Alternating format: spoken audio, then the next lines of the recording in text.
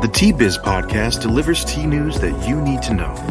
A recap of the week's major headlines with commentary and cultural trends hosted by Dan Bolton. It is the voice of origin for tea professionals and enthusiasts worldwide. Tea is a fascinating and intricate topic, far more complex than anyone can master. Our expertise resides in storytelling by professionals who know the tea lands from birth and speak the native tongue.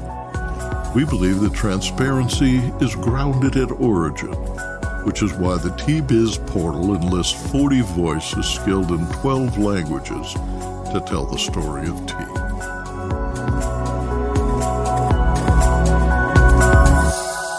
Hello, everyone. Here are this week's headlines. The FAO's Confederation of Tea Smallholders will relocate its headquarters from China to India. Iran tea imports plunge by 62%. And economists describe a stable outlook for soft commodities in 2024. Plus, delegates from 44 countries and 14 official observers who attended the 25th session of the United Nations Food and Agricultural Organization's Intergovernmental Group on Tea, that's IGG Tea, last week expanded the organization's mandate beyond trade aspects, ratifying initiatives addressing all three dimensions of sustainability: economic, social, and environmental. Joining us today is Peter Goggi, the IGG delegate representing the United States as president of the Tea Association of the USA. Peter discusses #TeaPower, a new health and wellness campaign, FAO's ongoing support of smallholders, and the economics of oversupply. More in a minute, but first, this important message. What makes a perfect cup of Ceylon tea? The perfect cup is from the tea businesses that ensure the protection of all the children living within their tea estates. We salute Kailani Valley, Talawakili, Bogawanthalawa, Harana, and Elliptia tea estates. Support Save the Children, Sri Lanka. The headquarters and staff of the Confederation of International Tea Smallholders will relocate from China to India for the next 4 years.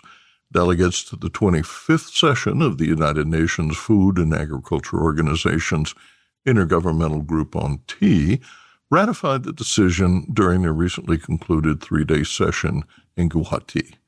According to IGG Tea, the smallholders hold a position of growing importance in the tea sector, where they cultivate 70% of the global acreage under tea. Smallholders pluck 60% of raw tea leaves and produce a sizable amount of finished tea. The announcement notes, quote, "Their vitality and integral role within the tea supply chain cannot be overstated. Solving this sector's issues is essential for the long-term viability and health of the tea industry, not to mention the farmers and their communities themselves," end quote.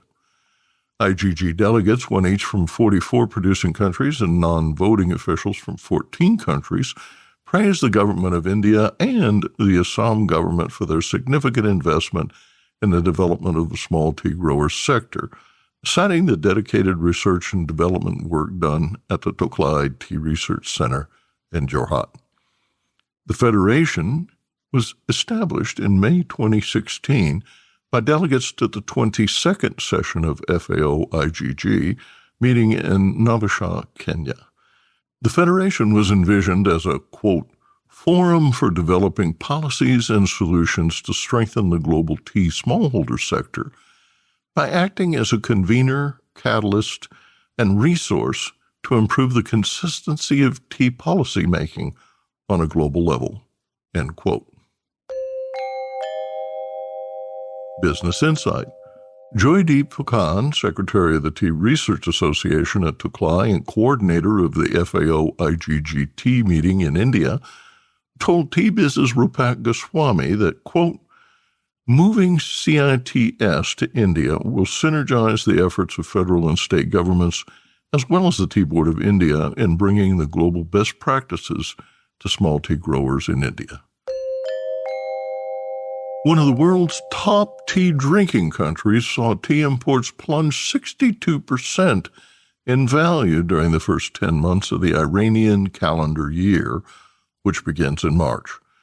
The Tanzian news agency reported only $185 million worth of tea was imported from 8 origins, according to the Islamic Republic of Iran Customs Administration.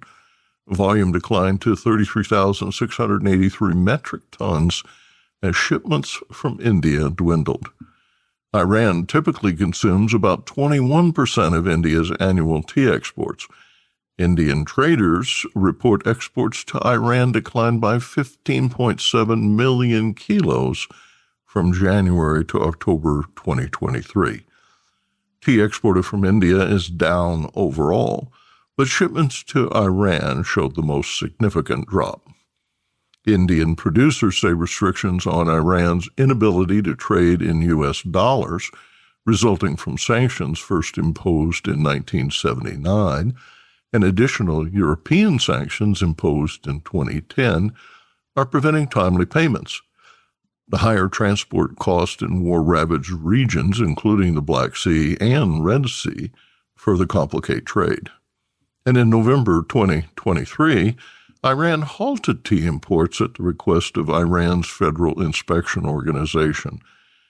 Investigators accused the CEO of Delegates Tea, the nation's largest tea company and sole tea importer, of embezzling $3.4 billion in subsidies, about $3 trillion in local currency. Each year, around $300 million is budgeted to purchase orthodox grades in tea for blending. Investigators became suspicious when that sum tripled in recent years and eventually uncovered evidence of currency manipulation and fraud involving customs officials, members of the country's central bank board, top executives in the Food Safety Department, and office holders. The 4-year scheme is the largest embezzlement in Iran's history. Business Insight. Iranian tea exports also steeply declined by 12,828 metric tons. Value fell by 58% compared to the 2022 fiscal year, ending in March 2023. In the past, Iranian growers produced as much as 70,000 metric tons of tea to meet domestic demand. The country still ships locally grown tea to 25 countries, but at far smaller volumes than in the early 2000s.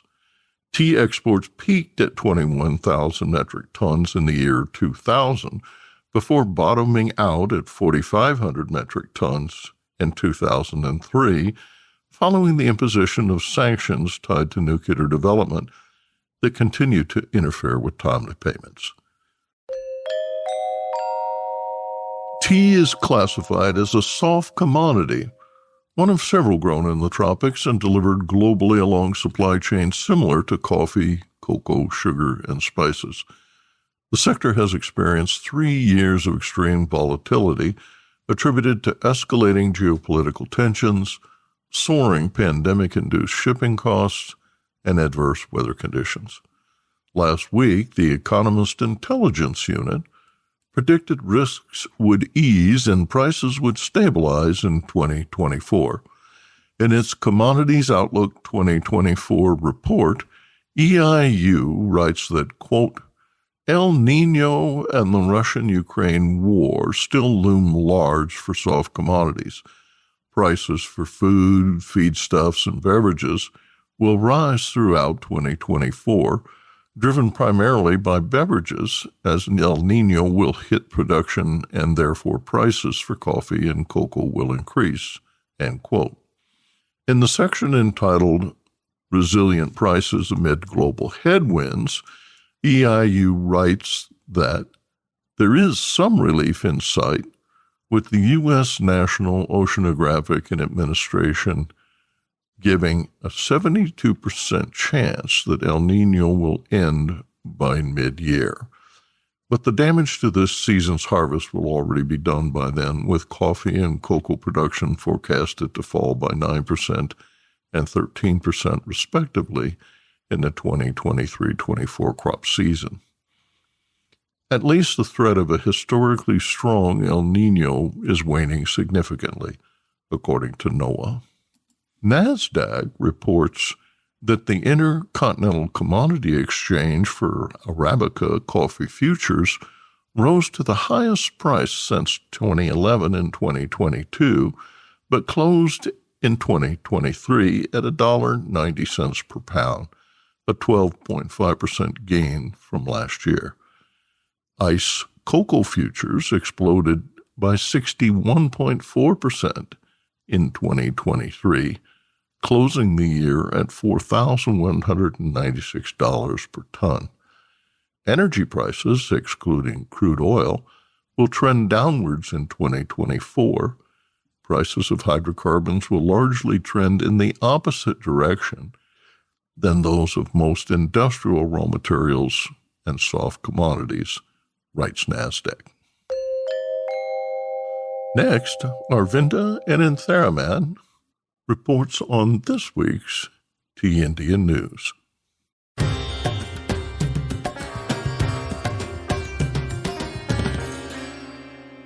India Tea News for the week ending 9th February 2024. At the 25th session of the FAO Intergovernmental Group on Tea at Guwahati earlier this month, it was decided that the headquarters of the Confederation of International Smallholders will shift from China to India for the next 4 years. CITS was formed at the 22nd session of the FAO IGG at Nairobi to support the small grower segment globally, especially in policies and solutions. Globally, small growers account for 70% of the area under cultivation of tea and 60% of its production. The working group on smallholders includes members from Indonesia, China, India, Sri Lanka, Kenya, and Malawi. Bringing CITS to India is expected to help mobilize global best practices for small tea growers in India. In other news, the Surma Valley branch of the Indian Tea Association has posted the 2023 data. Accordingly, Barak Valley saw a decline of 1.3 million kilos in 2023 compared to the previous year. Unfavorable weather was cited as the main reason, but auction prices too saw a drop of about 5% from the previous year. The association stated that despite a wage increase of 204% in the last decade, expectations were not met with production due to two reasons: migration of people who used to work in tea and the adoption of small-scale agriculture by tea pluckers. Neighboring Tripura state was also said to be facing a similar problem. And now, a word from our sponsor. Hello, I'm Bogdan, a passionate tea drinker and the inventor of the ultimate tea machine, the NEWSMAKER 1. Preparation is key to making fine tea. Sequential steepings deliver the best taste possible and unlock the true value of whole leaf teas and botanicals. Brew automates that process without using any pots or capsules. This simple-to-operate, smartphone-controlled device stores steeping profiles to consistently make great tea at the push of a button. Brew also reduces time, waste, and energy. That's because I engineered the brew to remember control settings for temperature, brewing time, and quantity. Using my patented process lets you stack steep simply and conveniently.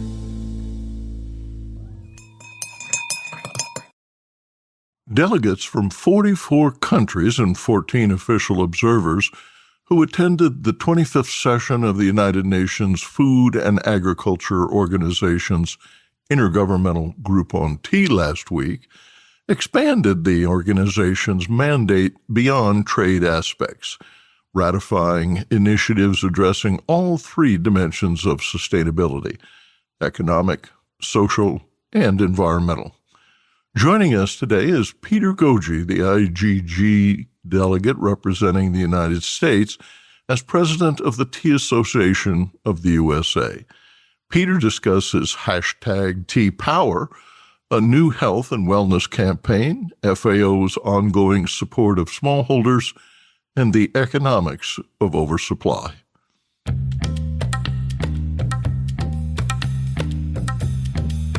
Peter Goggi began his career at Unilever, where he was the first American in the history of T.J. Lipton to work as a tea taster. He retired after 32 years with Royal Estates Tea Company, where, as president, he was responsible for tea sourcing, blending, and quality assurance. His last assignment was as head of tea procurement, leading a team of supply managers and analysts who spent $1 billion a year buying tea.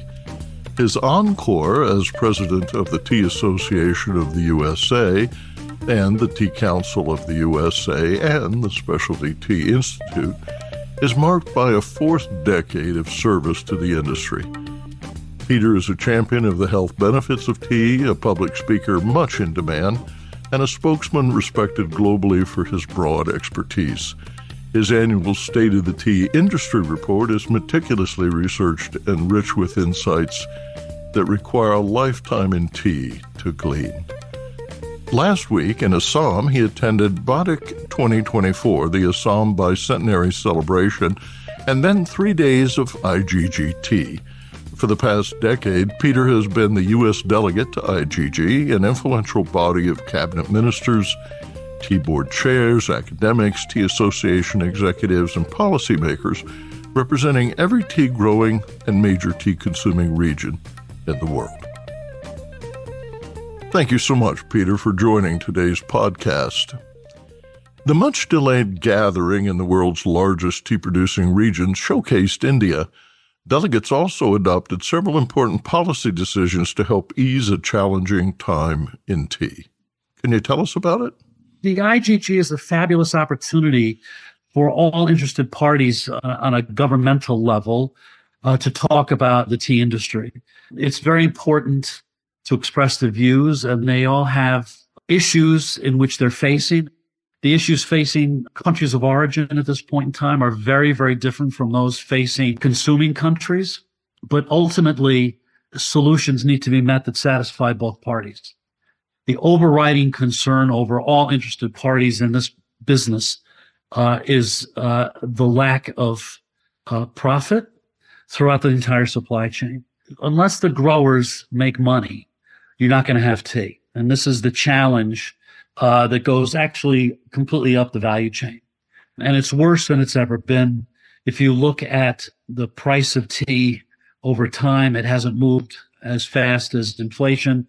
We're paying the same amount for tea as we were in the 50s, but without the margins that should be appropriate. And what many people don't realize, particularly here in the US or in the West generally, is the hundreds of thousands, if not millions of people that are vested in the tea industry because they're producing the tea, they're growing the leaf, they're plucking the leaf, they're manufacturing the leaf, they're preparing it for shipment, and they're getting it out of their countries of origin, which benefit of foreign exchange. So we talk a lot about sustainability in the tea business. I look at it as a stool with three legs. Clearly ecological, so in terms of environmental sustainability, social sustainability, which is really the cultural weaving of importance to the local governments, et cetera, and local producers, local towns. But more importantly, there's economic sustainability as well. And unless we have that, we're going to lose everything.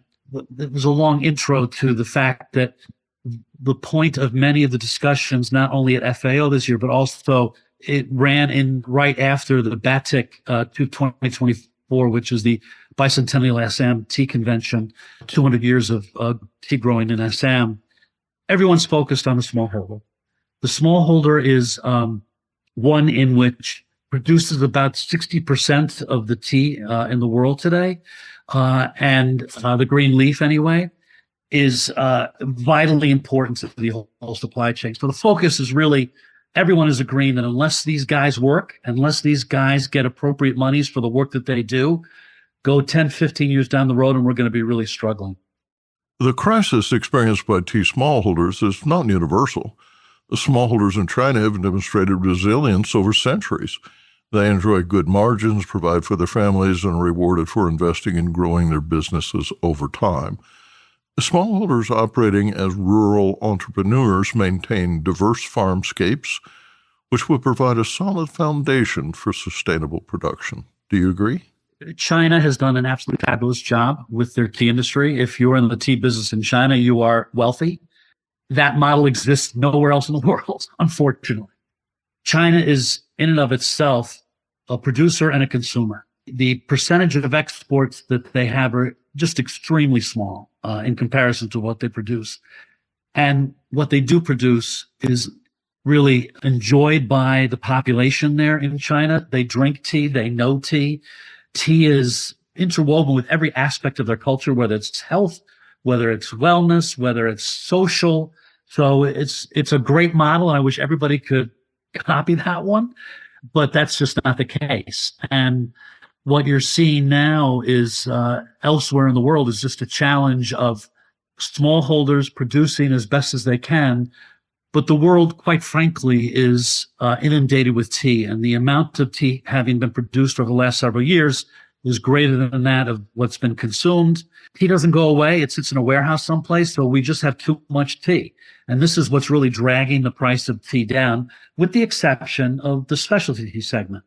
And of course, these are artisanal teas, these teas that have great leaf, great flavor, stories behind them, well thought out manufacturing processes. They're making money, but the quantities in comparison to the rest of the tea world are relatively small. So we're talking probably on a volume basis, 8 to 12% of the world's tea exists in that segment, but it's responsible for probably 25 to 30% of the profit.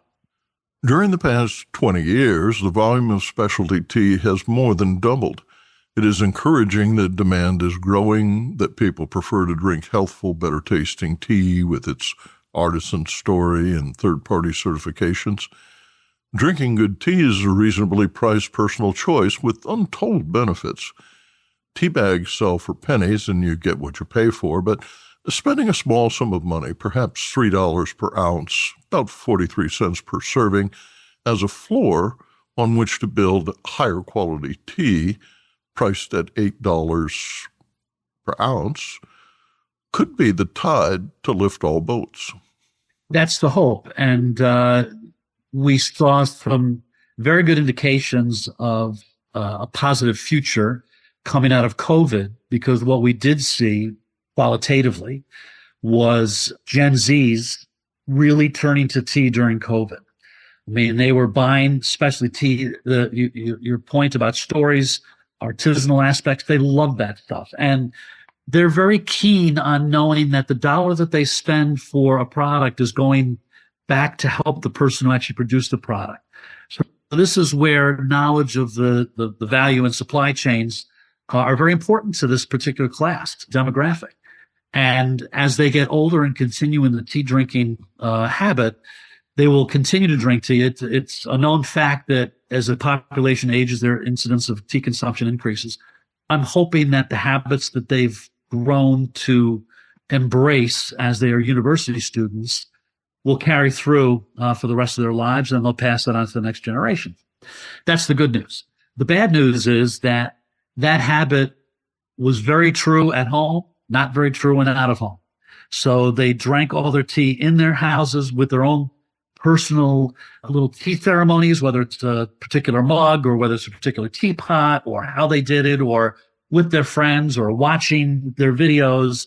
Loved it, consumed more, and it was hot, which in the United States is important because we're a tea drinking nation of iced tea, and they're drinking more hot tea.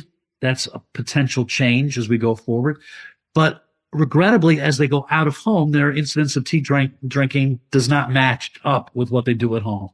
So this is going to be the challenge, is how do we get that tea experience out of home? During the 25th IGG session, delegates formally adopted a coordinated global marketing campaign to promote the power of tea. The hashtag #TeaPower targets youth, portraying tea as a healthy, plant-based, beneficial, bioactive beverage with scientifically demonstrated advantages over rival drinks. We really have blazed a path of tea and health here in the United States. Right. We've done it through scientific symposium. We made a conscious decision back in the 90s that anything we were going to say about tea and health had to be rooted in science. Right. And so we've held 6 international symposiums on science of tea and health.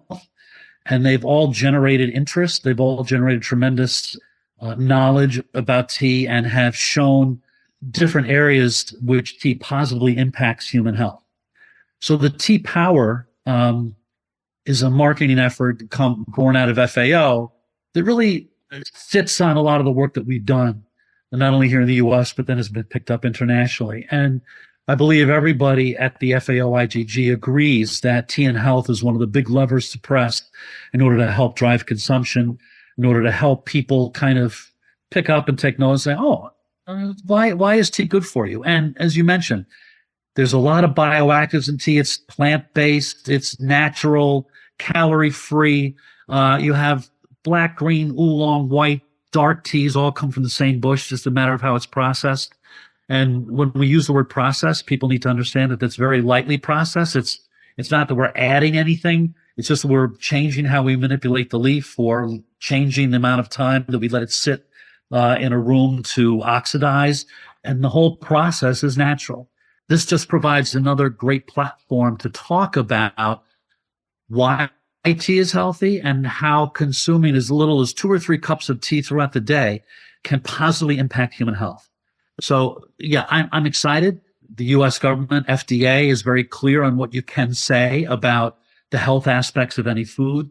And the holy grail of tea continues to be what is known as a structure function claim, which is saying if you drink tea, it'll stop cancer, or if you drink tea, you'll stop a heart attack. And that's what we continue to seek. And more of the research indicates that we're on the right path. We just need some more studies to get us to the end point. Innovation isn't an option when facing a diverse, aggressively promoted, competitive marketplace.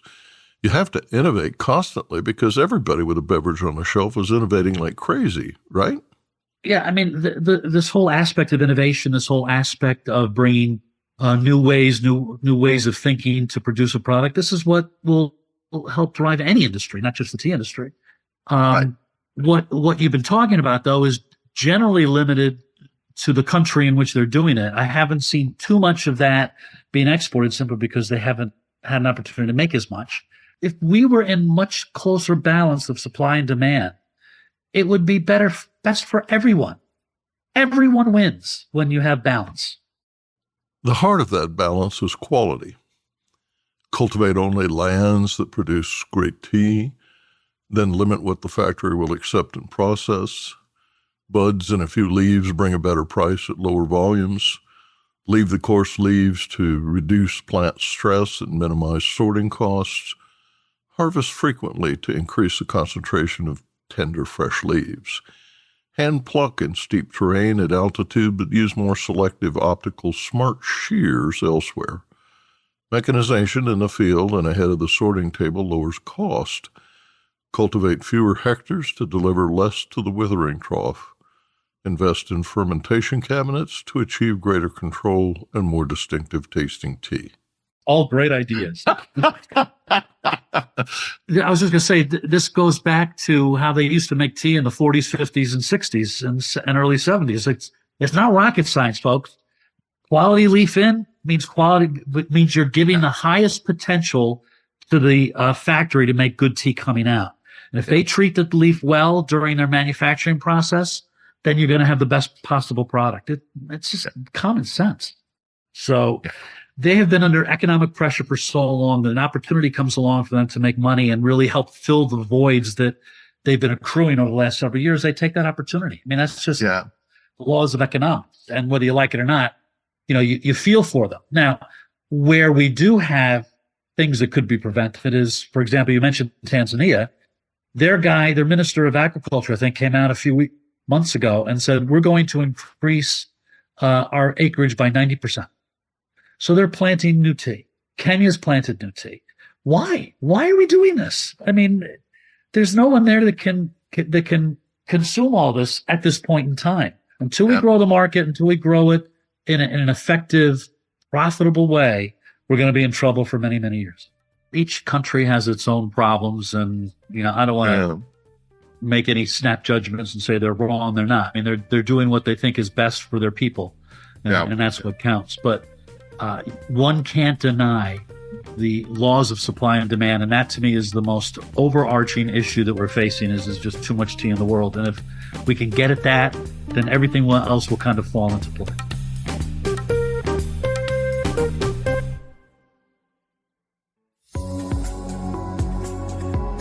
Intrigued by what you heard in today's podcast?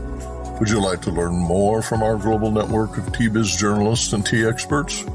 Remember to visit the Tea-Biz website for more comprehensive coverage. That's www.t-biz.com.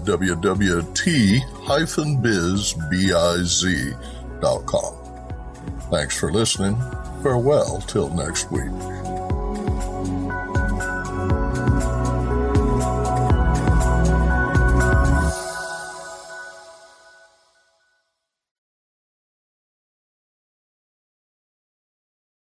Produced by Adavita Studios. Connect your voice to the world.